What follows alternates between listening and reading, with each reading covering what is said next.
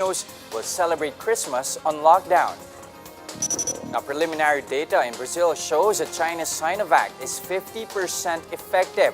While this is lower than Pfizer's and Moderna's, the science department says this is still an acceptable rating.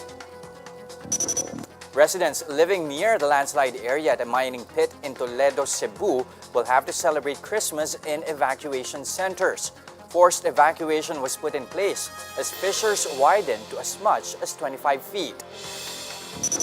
And the Gregorio clan's yearly reunion in Tarlac will still take place this year, but for a very different reason.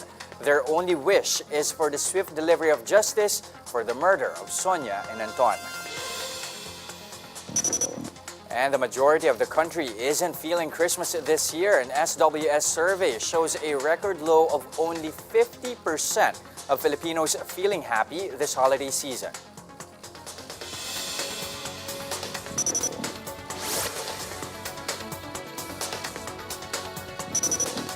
We begin tonight with Filipinos in the United Kingdom forced to celebrate Christmas alone and on lockdown.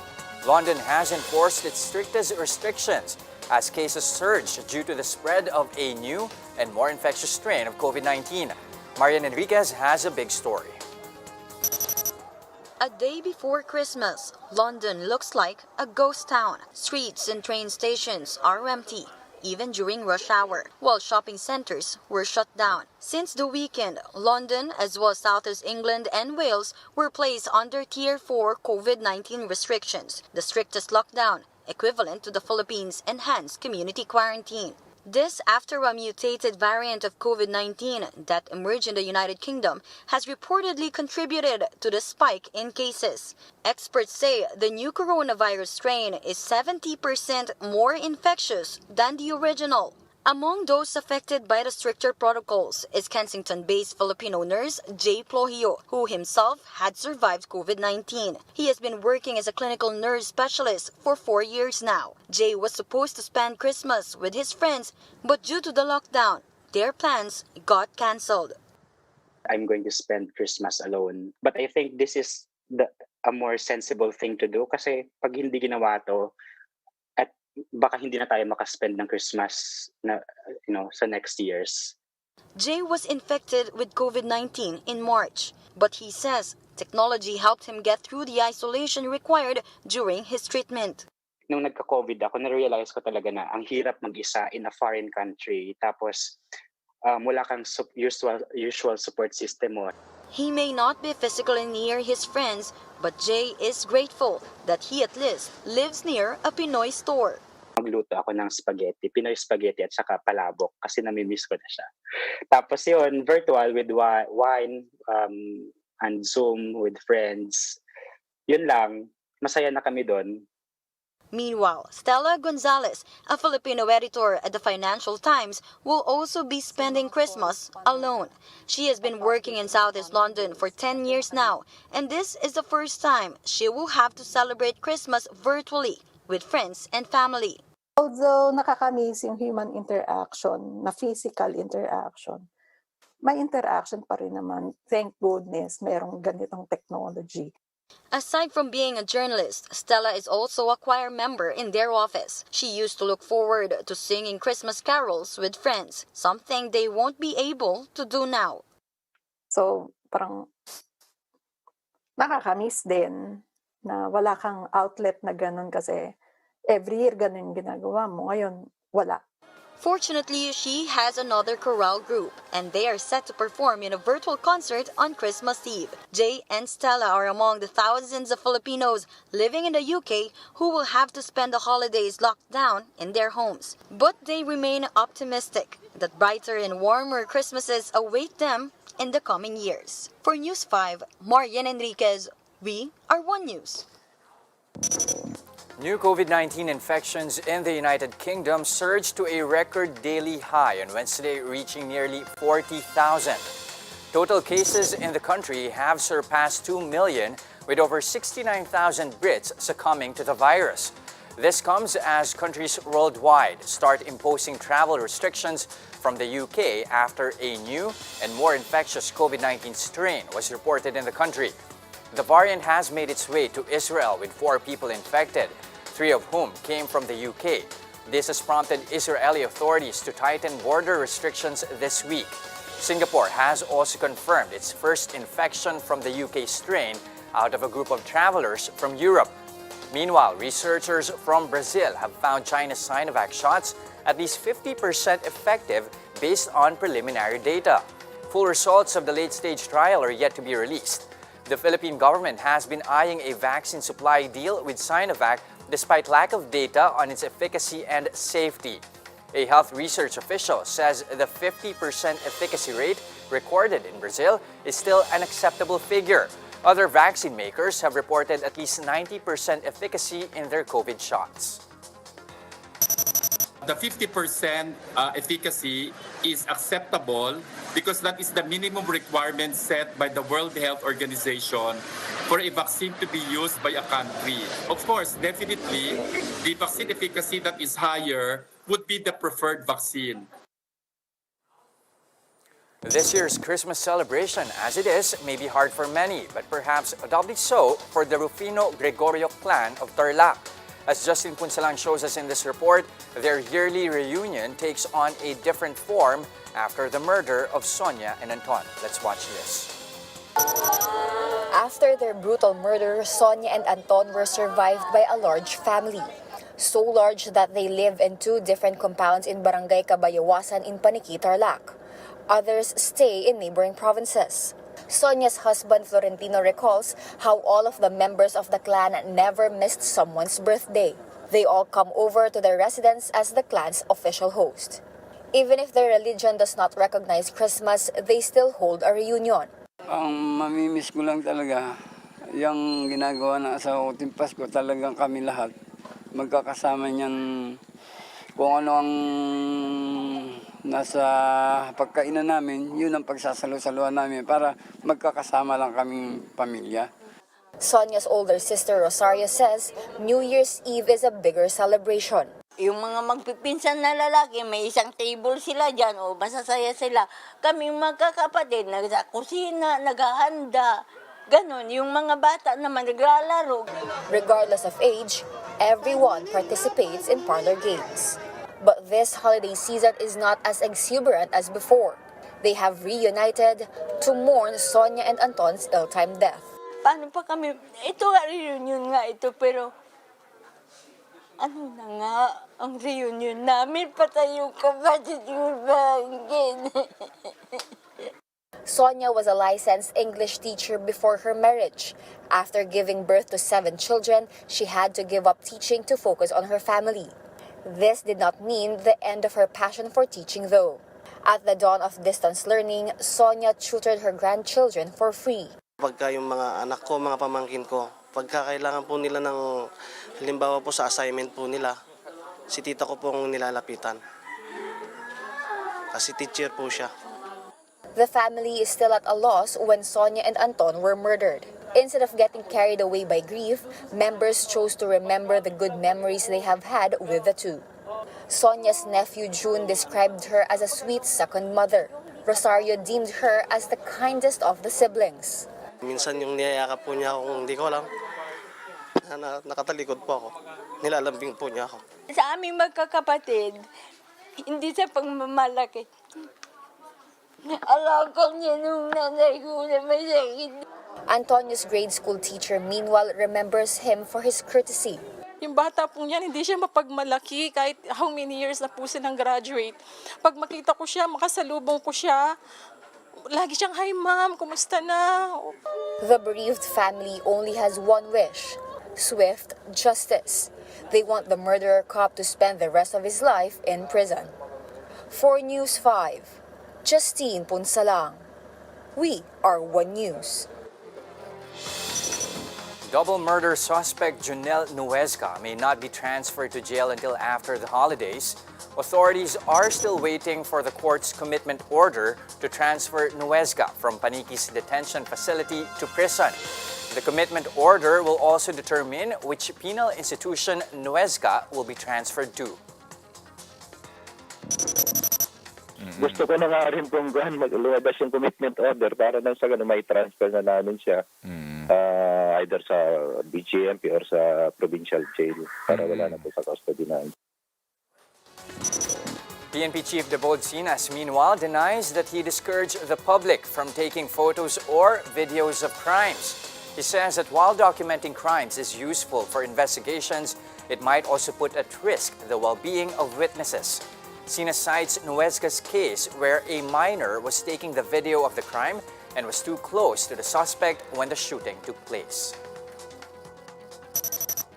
Tapos ngayon, tiningnan siya nung suspect. So buti na lang hindi siya binalingan at hindi kinuha po yung video niya.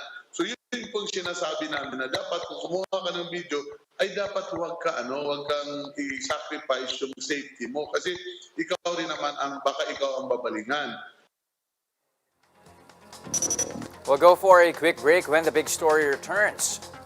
With search and rescue operations still put on pause, families of missing minors in Toledo, Cebu can't help but feel anxious as Christmas approaches. And expectations of a Merry Christmas among Filipinos is at an all-time low. The details later.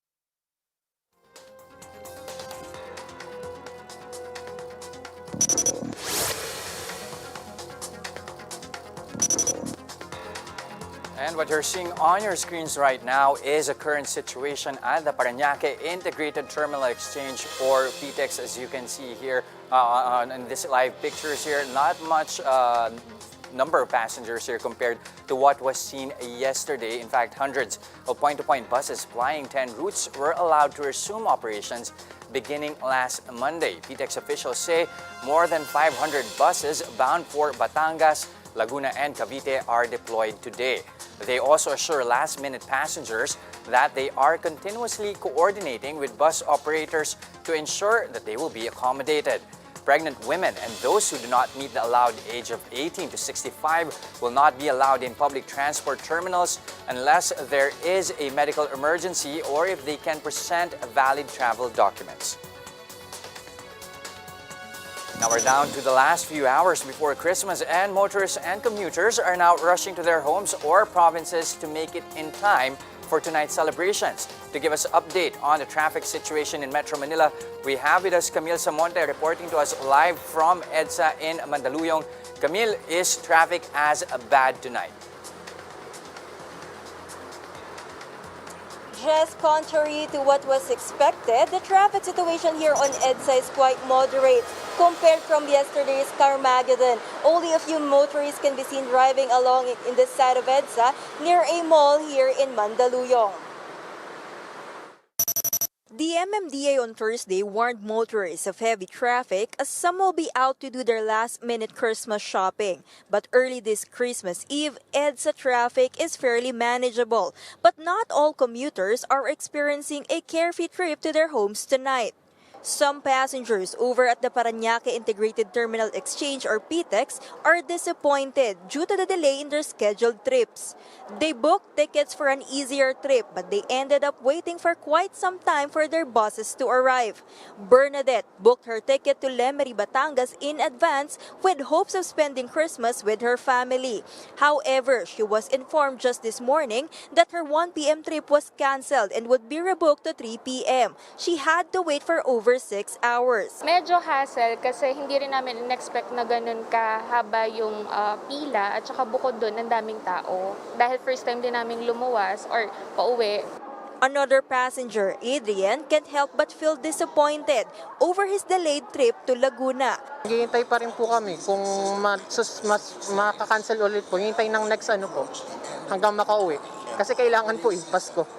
The PTEX management says they will coordinate with bus operators to help affected passengers. Authorities have appealed for understanding, saying they will do their best to accommodate all passengers, including those who booked their trips at the last minute. Hopefully, makarating po kayo dyan na maaga para may coordinate po natin ito sa mga ating mga bus operator partners. PTEX management adds that those who cannot be accommodated immediately are allowed to stay at the terminal. Komportable po kayo, ligtas at hindi po kayo malalagay sa alanganin. PTEX expects only around 50 to 60,000 passengers leaving for their provinces today, less than yesterday's passenger turnout of almost 75,000.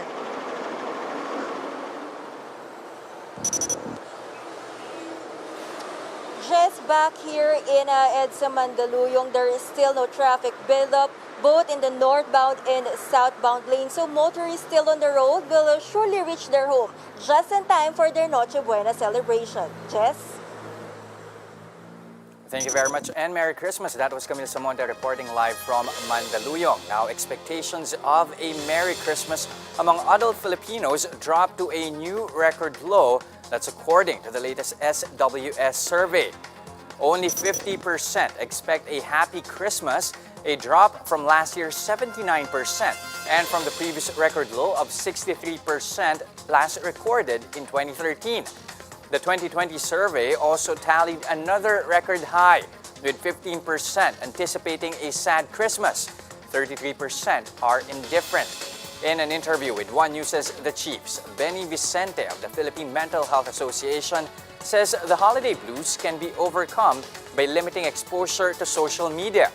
He points out that people's mental health is heavily affected by bad news, especially those linked to COVID-19. He advises the public to stay connected with their family. You have a choice. Pwede mong ilimit yan. So time management is a good strategy to manage yung stress mo. The Court of Appeals junks Rappler CEO Maria Resa's plea to visit her ailing mother in the United States. In a December 18 resolution released to media today, the CA says Resa failed to prove the necessity and urgency of her travel and that there are exceptional circumstances prohibiting her from leaving the country. This despite 4 other courts allowing Resa's bid to travel abroad. This is also the 3rd time the CA denied the journalist's travel plea. In her motion, Resa asked to be allowed to visit her 76-year-old mother who was diagnosed with breast cancer in October. Families of the missing miners in Toledo, Cebu won't be celebrating the holiday in spirit as they await search and rescue operations to resume and hopefully bring back their loved ones. But Christmas will also hit differently this year for those living near the landslide site. Jenny Dawn tells us why. Wives and other family members of the missing miners of Carmen Copper Corporation are preparing for a gloomy Christmas this year after search operations were halted.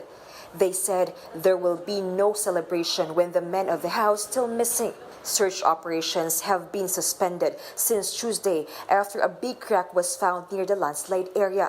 Rochime, who is the wife of one of the missing minors, can't hide her anger against the company and its slow response over the incident. Sa mumbana nga nagtrabaho pa dito, ma'am, wala jud sila moingon nga delikado. Karon nga namatay na mumbana, moingon na sila delikado ug nay mo rescue dito. The Carbon Copper Corporation says it is doing all the necessary action to assess and address the overall situation. The company says it is prepared to give financial support to affected families.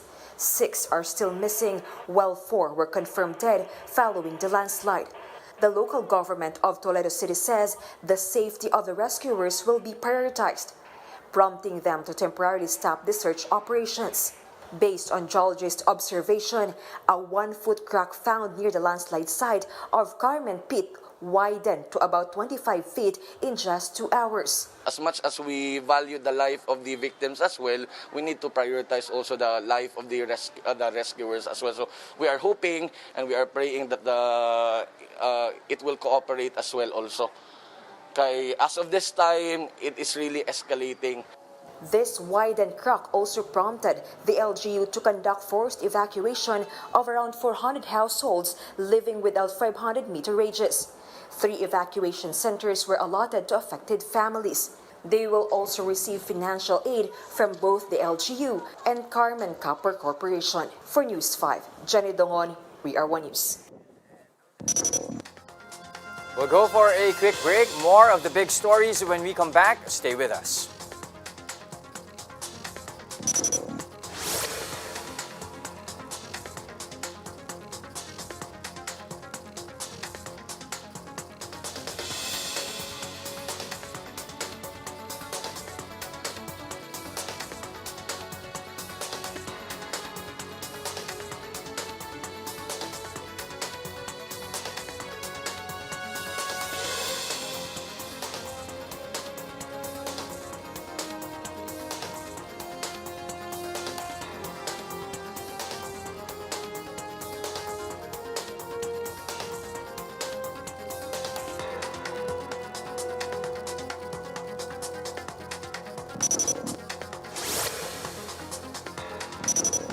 Good evening, you're still watching The Big Story. I'm Jess De Los Santos. Christmas may just be a few hours away, but shoppers continue to flock to the markets for some last-minute shopping. Reporting to us live from Divisoria, Lynn Olivario tells us the latest. Lynn, how's the crowd in Divisoria tonight?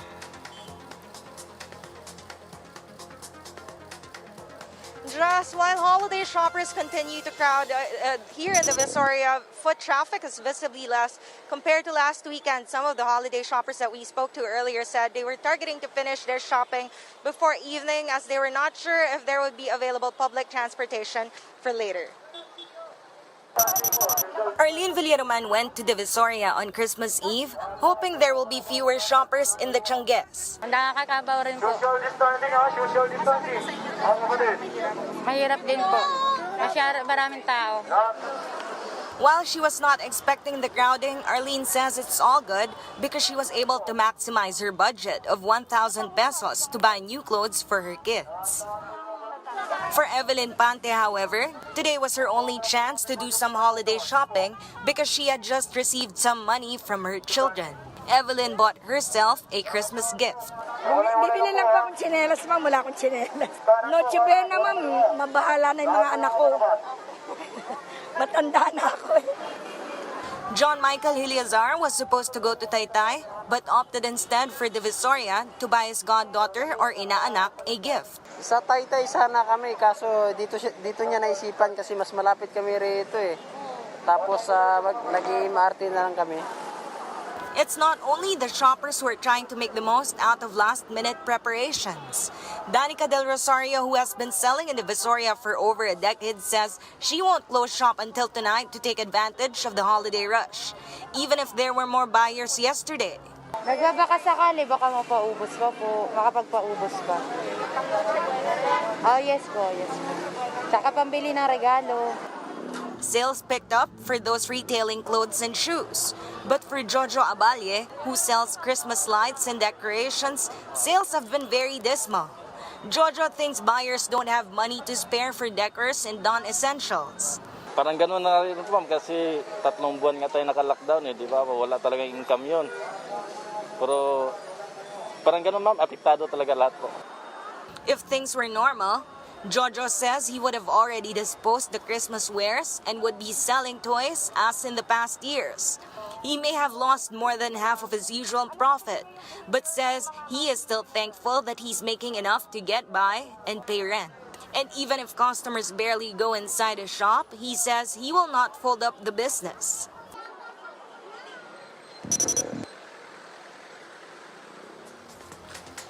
Just there are several social distancing patrollers roving the area to remind the shoppers to observe social distancing and the health protocols. However, we observed that many shoppers wear their face shields up like headbands, especially when the patrollers are not inside. Just. Alright, maraming salamat, Lynn Olivario, reporting to us live from Divisoria. Now, time for the big stories in sports. A look at the game with Laura Lehman.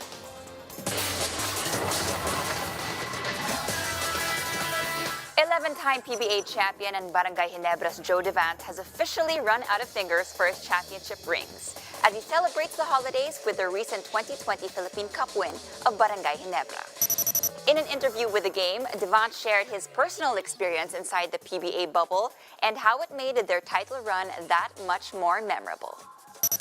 Yeah, 11's a lot, but 12 would sound better. You know what I mean? You know what I'm saying? But it feels good. This year was a little different than the rest. It was unique to say the least. I'm just thankful that we came out and got the championship. Catch more of our interview with Barangay Ginebra's Joe Devant later at 9:30 p.m. only here on One News and One Sports Plus. That's the latest in the world of sports. I'm Lara Lehman, and this has been The Game. Merry Christmas, everyone. Now, Christmas this year may seem cold for most of us as the pandemic forced us to resist having physical contact with our friends and family. But the holidays had just become warmer for children at a hospital in Rome as they were gifted a COVID-free way of hugging their loved ones. Little patients at the San Rafael Pisana Hospital were provided plastic tents this social distance Christmas, allowing them to hug relatives they have not seen for a long time. The tents, which are normally used in care homes for elderly people, were adjusted for the arms and legs of children and are sanitized after every plastic meeting. The hospital's management says they recognize how important it is that their child patients receive human warmth this time of the year, as human warmth is a symbol, after all, of Christmas. And that wraps up today's big story. Catch us again tomorrow, Christmas Day at 8 p.m. on Signal Channels 8 and 250. Please like our Facebook page, One News. For more in-depth analysis, visit our webpage, onenews.ph.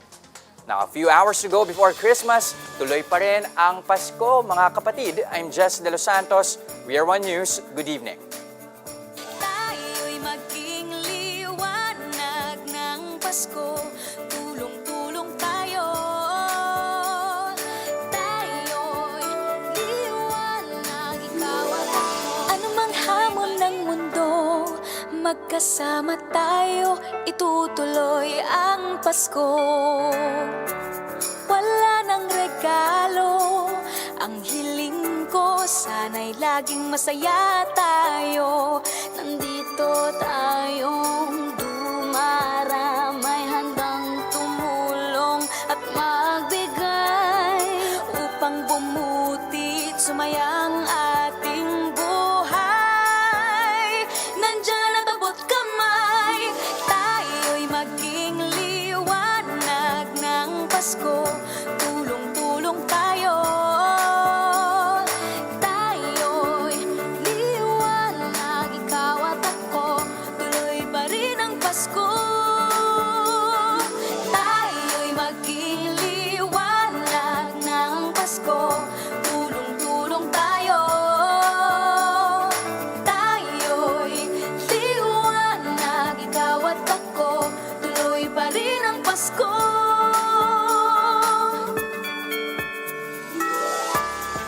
Kapit sa pag-asa, sama-sama, pangarap ng isa't isa. Nasa ating tinig,